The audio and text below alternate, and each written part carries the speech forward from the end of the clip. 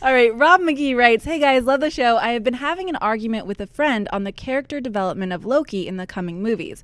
He thinks that they'll do a redemption story culminating with his death, whereas I think that would be too unfaithful to Thor's arch nemesis. What are your thoughts on this?" Thanks for the question, Rob. It's a fascinating question, because it brings up a couple of very big issues. Not only are we talking about Loki in general, but your question also alludes to, how closely should movies stick to source material. Here's my philosophy on this. If you're going to do a comic book franchise, start as faithful to the characters, not necessarily the story. Stick faithful to the characters, and then take your movies where you want to take them. Let the movies be the movies. Let the comic books be the comic books. Let them cross over and have shared plot points where you can and where it makes sense. But for me, and for the most part, do your movie.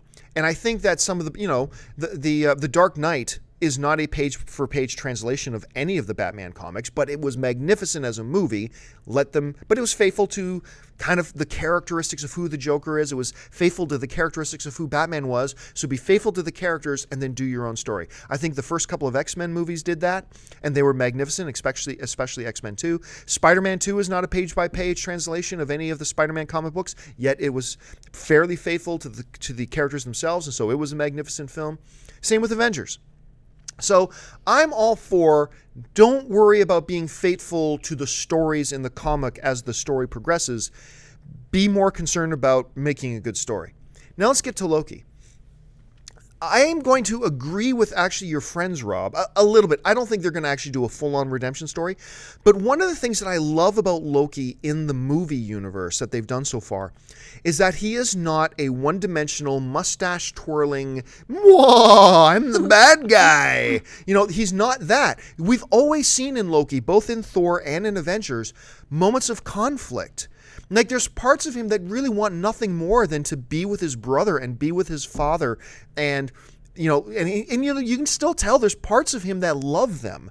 And really, if you look at Thor, ultimately, all he was really wanting to do, he wasn't trying to overthrow his dad. He wasn't trying to kill his dad. What he really wanted to do was make his dad proud of him. And he went about it all the wrong way, and his jealousy of his brother got the best of him, blah, blah. So we see even in Avengers, there's those moments of moral conflict, and I think it'd be really cool to explore those moving forward.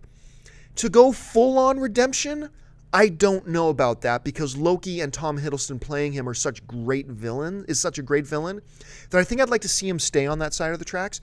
But yeah, I'd hope in this new Thor film that maybe there is some of that, look, I hate you, but you're my brother, so I'm going to help you out this one time, and I'll screw you over later. But for now, nobody gets to kick your ass except me. I'd love to see some of that between him and Thor.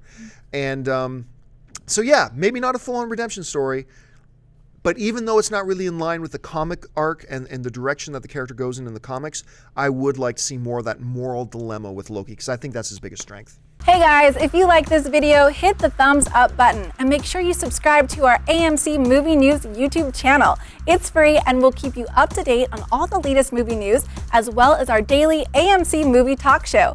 Also, be sure to follow us on Facebook and Twitter to find out about our special promotions, contests, and prize giveaways.